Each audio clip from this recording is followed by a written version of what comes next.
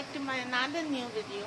So আমি সকাল সকাল অনেক দিন পর উঠে গিয়ে স্নান করে রেডি হয়ে গেছি, কারণ আজকে আমার বাড়িতে আছে পুজো, লোকনাথ পুজো। সো আমার এই পুজোটা আমার বাড়িতে ভীষণ বড় করে হতো আর কি, মানে একটা পুরো যেরকম কি বলে একটা বিয়ে বাড়ির মতন অ্যারেঞ্জ করা হতো আমার বাড়ির পুজোটা। তো এখন তুলনামূলক সেটা অনেক ছোট হয়ে গেছে, অনেক ছোট, বাট স্টিল সেই আগের মতনই আমি এক্সাইটেড থাকি। এই পুজোটা আমার জন্মেরও আগে, সো তাই জন্যে আমি খুব এক্সাইটেড, আর এক্সাইটমেন্টেরই আমার ঘুম ভেঙে গেছে, কারণ আমার মা জানে আমি এখনও ঘুমাচ্ছি। তো তাড়াতাড়ি করে আমার ঘরে পুজোটা দেবো, দিয়ে ওপরে দৌড়াবো, কারণ ভোগ করতে হবে, পুজো জোগাড় করতে হবে, অনেক কাজ আছে। তো চলো।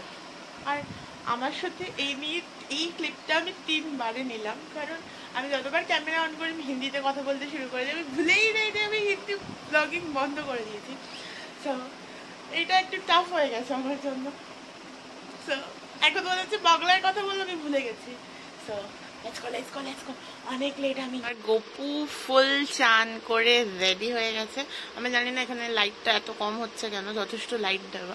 তো আজকে নতুন জামা গয়না পরে নিয়েছে, বেশ কিউট লাগছে। তো আমি ওপরে চলে এসেছি, মোটামুটি আমি আর মা মিলে রেডি করে ফেলছিলাম টুকটাক জিনিস, যতটা যা করা যায় তাড়াহুড়ো করে, কারণ একবার যদি গ্যাস জ্বালিয়ে ফেলা হয় তাহলে একদমই মানে স্লো কাজ করা যাবে না, কারণ আমাদের খুব বড় বড় গ্যাস জ্বলে।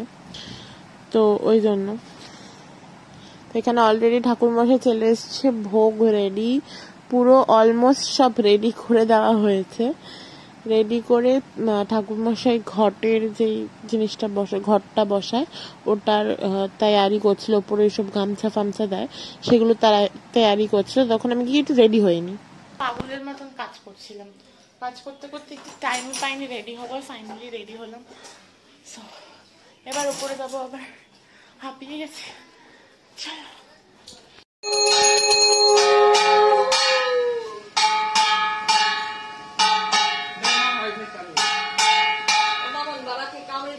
হ্যাঁ শুনলাম, ওই কুকুর আমি আদর করি, আমার এতটা অব্দি থাকে।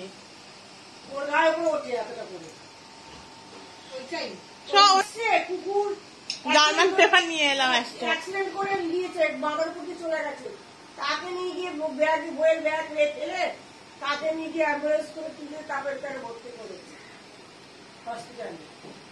কত কুকুর দেখলে পাগল হয়ে যায় রাস্তা।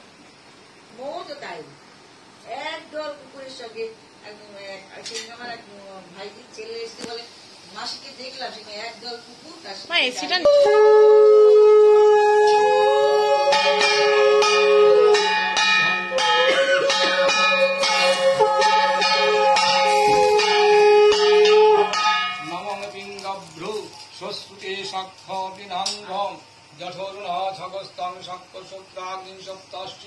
শক্তি ধর্মগ্নেত্তং নমং লোকনাথ নমঃ। ওম ইতি গন্ধ পুষ্পে সাজ্য বিন্দু সমধিপতৈ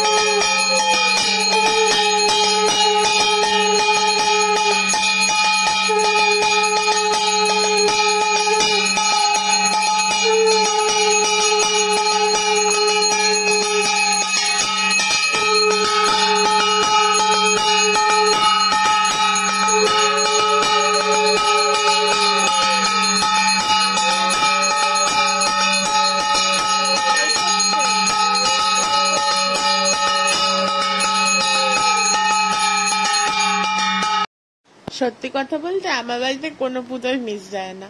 বলে না বাঙালির 12 মাসে 13 পার্বণ, আমার বাড়িতে তো সব পার্বণই হয়, মানে সব রকম পুজো হয়। এখানে সবাই খেতে বসে গেছে, দাদা কাকা সবাই মিলে খেতে বসে গেছে, গল্প আড্ডা চলছে। আর আমি নিচে চলে গেছিলাম পুজো দিতে। পুজো দিয়ে এসে দেখছিলাম যে কি খাবার আছে। এখানে পোলাও দিয়ে দিয়েছে, খিচুড়ি দিয়ে দিয়েছে, আলুর দম, পনির, নানা রকম খাবার পড়ে গেছে। তো আমি এখানে দেখছিলাম কি খাবার আছে আর আমি কোনটা চুজ করে খেতে পারি। তারপরে মাকে বলছিলাম মা এটা নিই না ওইটা নিই না, আমি বিরক্ত করি এরকম। তারপরে লাস্টে বাড়িতে না খেয়ে বাইরে বেরিয়ে ফুচকা খেলাম। মানে ভাবা যায় মানুষ বাড়িতে পোলাও খিচুড়ি না খেয়ে, অ্যাকচুয়ালি কি হয়ে গেছিল ব্যাপারটা, সারাদিন উপোস ছিল তো তাই জন্য আর খেতে পারিনি উল্টো পাল্টা খাবার। তাই ভাবলাম বাইরে বেরিয়ে একটু ফুচকা খাই, মানে টুকটাক খাবার খাই, খেলে একটু হালকা ফুলকা পেটটাও ভরবে আর খ্যান খ্যান করবো না। কারণ আমি খিদে পেলে খুবই খ্যান খ্যান করি, সেটা আমি নিজেই ফিল করি, আর কি বলবো।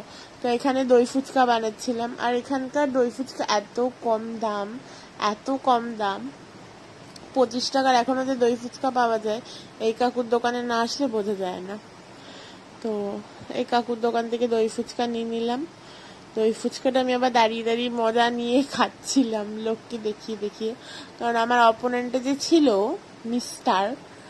সেই মিস্টার বাড়ি থেকে মাটন বিরিয়ানি খেয়ে এসেছিল, আমাকে একটা অফারও করেনি।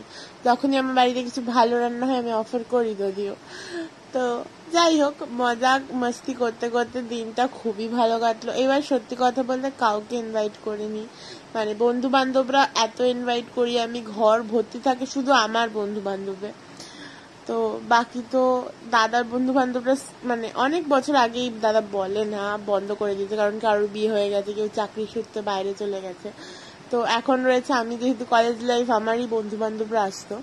এবছর সত্যি বলতে কাউকেই বলিনি, কারণ খুবই ছোট করে ঘরোয়া করে পুজো করা হয়েছে, কিন্তু খুব মজা হয়েছে। কারণ আমি পুজো হলেই বাড়িতে খুব মজা পেয়ে যাই, খুব খুব খুব, মানে ওই মজাটা বলার মতন না। আর এখানকার এই দই ফুচকাটা মাস্ট ট্রাই, আমি বলছি একবার ট্রাই করে দেখুন।